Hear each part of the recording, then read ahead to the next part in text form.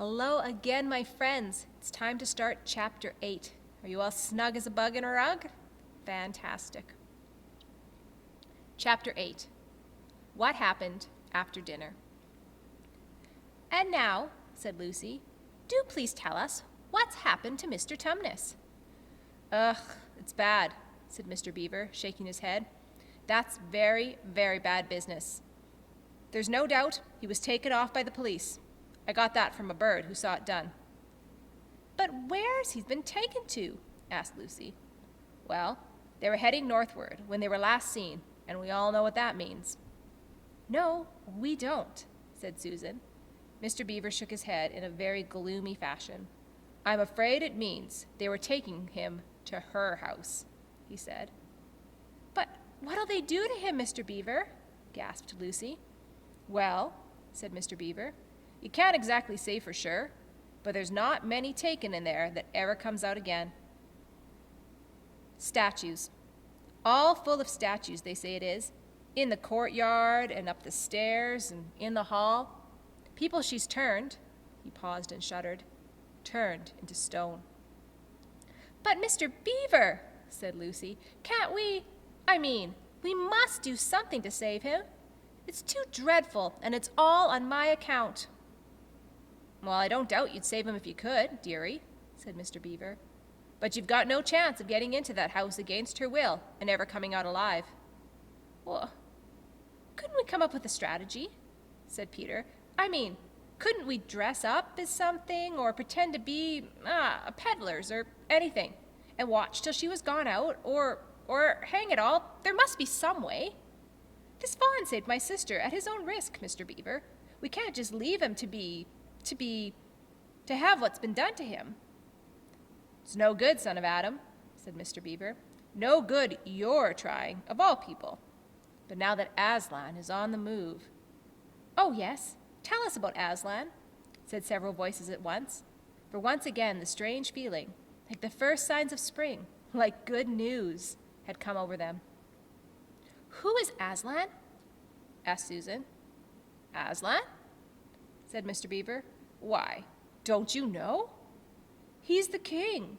He's the lord of the whole wood. But not often here, you understand. Never in my time or my father's time. But the word has reached us that he's come back. He is in Narnia at the moment. He'll settle the White Witch all right. It is he, not you, that will save Mr. Tumnus. She won't turn him into stone too, said Edmund. Oh, Lord love you, son of Adam. What a simple thing to say, answered Mr. Beaver with a great laugh. Turn him into stone. If she can stand on her own 2 feet and look him in the face, it'll be the most she can do, and more than I expect of her. No, he'll put all to rights, as it says in an old rhyme in these parts. Wrong will be right when Aslan comes in sight. At the sound of his roar, sorrows will be no more. When he bares his teeth, winter meets its death. And when he shakes his mane, we shall have spring again. You'll understand when you see him. But shall we see him? Asked Susan. Why, daughter of Eve, that's what I brought you here for. I'm to lead you where you shall meet him, said Mr. Beaver. Is Aslan a man? Asked Lucy. Aslan a man, said Mr. Beaver sternly. Certainly not. I tell you, he is the king of the wood and the son of the great emperor beyond the sea. Don't you know who is the king of the beasts? Aslan is a lion, the great lion. Oh, said Susan. I thought he was a man. Is he quite safe? I shall feel rather nervous about meeting a lion. That you will, dearie, and no mistake, said Mrs. Beaver. If there's anyone who can appear before Aslan without their knees knocking, they're either braver than most, or else just silly. Then he isn't safe? Asked Lucy. Safe, said Mr. Beaver. Don't you hear what Mrs. Beaver tells you? Who said anything about safe? Course he isn't safe. but he is good. He's the king, I tell you." "I'm longing to see him," said Peter, "even if I do feel frightened when it comes to the point." "That's right, son of Adam," said Mr. Beaver, bringing his paw down on the table with a crash that made all the cups and saucers rattle. "And so you shall. Word has been sent that you are to meet him tomorrow. Tomorrow, if you can, at the stone table." "Where's that?" said Lucy. "I'll show you," said Mr. Beaver. "It's down the river, a good step from here. I'll take you to it." "But meanwhile, what about poor Mr. Tumnus?" said Lucy. "The quickest way you can help him is by going to meet Aslan," said Mr. Beaver. "Once he's with us, then we can begin doing things. Not that we don't need you too, for that's another of the old rhymes. When Adam's flesh and Adam's bone sits at the Car Paraval throne, the evil time will be over and done. So things must be drawing near their end now. He's come, and you've come. We've heard of Aslan coming into these parts before, long ago. Nobody can say when. But there's never been any of your race here before." "That's what I don't understand, Mr. Beaver," said Peter. "I mean, isn't the witch herself human?" "She'd like us to believe it," said Mr. Beaver, and it's on that she bases her claim to be the queen. She's no daughter of Eve. She comes from your father Adam's," here Mr. Beaver bowed, "your father's Adam's first wife. They call her Lilith. And she was one of the Jinn. That's what comes on the other side. And on the other, she comes from giants. Nope, there isn't a drop of real human blood in that witch." "That's why she's bad all through, Mr. Beaver," said Mrs. Beaver. "True enough, Mrs. Beaver," replied he. "There may be two views about humans, meaning no offense to present company, but there's no two views about things that look like humans and aren't." "I've known good dwarfs," said Mrs. Beaver. "So have I, now that you come to speak of it," said her husband, "but precious few, and they were the ones least like men. But in general, take my advice. When you meet anything that's going to be human and isn't yet, or used to be human once and isn't now, or ought to be human and isn't, you keep your eyes on it and you feel for your hatchet. And that's why the witch is always on the lookout for any humans in Narnia. She's been watching for you this time many a year, and if she knew there were 4 of you, she'd be more dangerous still." "What's that got to do with it?" asked Peter. "Well, because of another prophecy," said Mr. Beaver. "Down at Cair Paravel, that's a castle on the seacoast, down at the mouth of the river, which ought to be the capital of the whole country if all was as it should. Down at Cair Paravel there are 4 thrones, and it's a saying in Narnia, time out of mind, that when 2 sons of Adam and 2 daughters of Eve sit on those 4 thrones, then it will be the end not only of the White Witch's reign, but also her life. And that is why we had to be so cautious as we came along, for if she knew about you 4, your lives wouldn't be worth a shake of my whiskers." All the children had been attending so hard to what Mr. Beaver was telling them, they had noticed nothing else for a long time. Then during the moment of silence that followed his last remark, Lucy suddenly said, "I say, where's Edmund?" There was a dreadful pause, and then everyone began asking, "Oh, who saw him last? How long has he been missing? Is he outside?"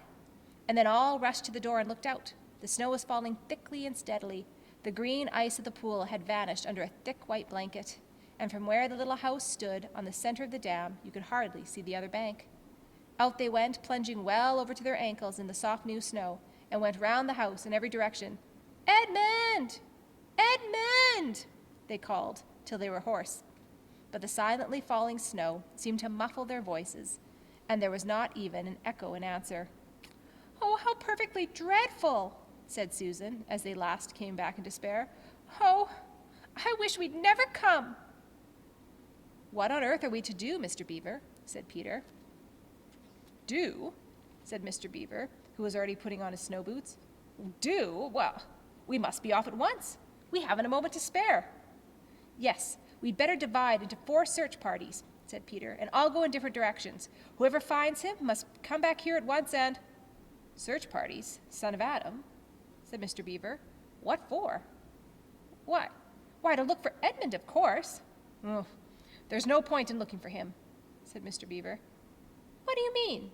said Susan. "He can't be that far away yet, and we've got to find him. What do you mean when you say there's no use looking for him?" "Well, the reason there's no use looking," said Mr. Beaver, "is that we know already where he's gone." Everyone stared in amazement. "Don't you understand?" said Mr. Beaver. "He's gone. To her. To the White Witch. He's betrayed us. All of us." "Oh, surely. Oh, really?" said Susan. "He can't have done that." "Can't he?" said Mr. Beaver, looking very hard at all three children. And everything they wanted to say died on their lips, for each felt suddenly quite certain, inside, this was exactly what Edmund had done. "But will he know the way?" said Peter. "Has he been in this country before?" said Mr. Beaver. "Has he ever been here alone?" "Yes," said Lucy, almost in a whisper. "I'm afraid he has." "And did he tell you what he'd done or who he'd met?"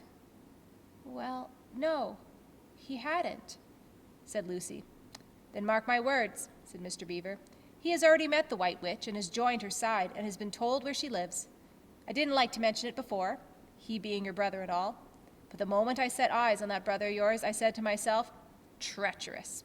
He had the look of one who has been with the White Witch and eaten her food. You can always tell them if you lived in Narnia. Something about their eyes." "All the same," said Peter in a rather choking sort of voice, we still have to go back and look for him. He is our brother after all, even if he is rather a beast. He's only a kid." "Go to the witch's house," said Mrs. Beaver. "Don't you see that the only chance of saving either him or yourself is to keep away from her?" "How do you mean?" said Lucy. "Why, all she wants is to get all four of you. She's thinking all the time of those 4 thrones in Car Paravel. Once you were all 4 inside her house, her job would be done, and there'd be 4 new statues in her collection before you had time to speak. But she'll keep him alive as long as he's the only one she's got, because she'll want to use him as a decoy, as bait to catch the rest of you." "Oh, so no one can help us?" wailed Lucy. "Only Aslan," said Mr. Beaver. "We must go on and meet him. That's our only chance now." "It seems to me, my dears," said Mrs. Beaver, "that it is very important to know just when he slipped away.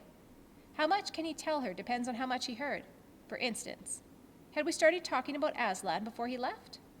If not, then we may do very well, for she won't know that Aslan had come to Narnia, or that we are meeting him, and will be quite off her guard as far as that is concerned." "I don't remember him being here when we were talking about Aslan," began Peter, but Lucy interrupted him. "Oh, yes, he was," she said miserably. "Don't you remember? It was he who asked whether the witch could turn Aslan into stone." "So he did, by Jove," said Peter. "Ugh, just the sort of thing he would say, too." "Worse and worse," said Mr. Beaver. "And the next thing is, was he still here when I told you that the place for meeting Aslan was the stone table?" And of course, no one knew the answer to this question, because if it was, continued Mr. Beaver, then she'll simply slay down that direction and get between us and the stone table and catch us on our way down. In fact, we shall be cut off from Aslan. "But that isn't what she'll do first," said Mrs. Beaver. "Not if I know her. The moment that Edmund tells her we're all here, she'll set out to catch us in this very night. And if he's gone about half an hour, she'll be here in another 20 minutes. "You're right, Mrs. Beaver," said her husband. "We must get away from here. There is not a moment to lose." What do you think? Do you think they're going to get away? Do you think the White Witch is coming? Will she catch them? What about Aslan? Are you excited to get to know him or meet him a little bit in our future chapters? I am. But that's where we're going to stop for tonight. Have a great night, guys. Bye.